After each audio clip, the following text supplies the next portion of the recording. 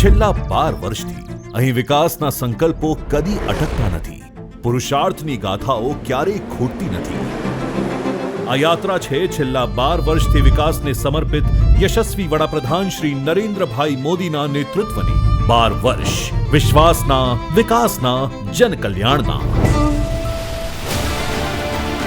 આ સફર છે માં નર્મદાથી જળ સમૃદ્ધ થતી ધરાની, સ્માર્ટ સિટીઝથી દુનિયામાં ચમકતી આધુનિકતાની, બુલેટ ટ્રેન અને વંદે ભારતની ગતિશીલતાથી લખાતા એક નવા ભવિષ્યની અને ગગન આમતા ભારતના આત્મવિશ્વાસની.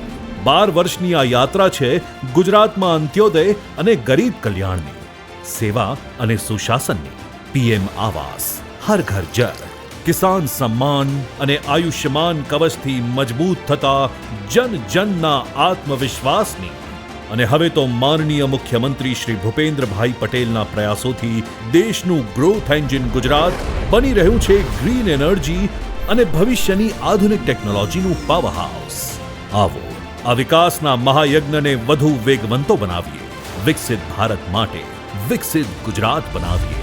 12 વર્ષ વિશ્વાસના, વિકાસના, જનકલ્યાણના.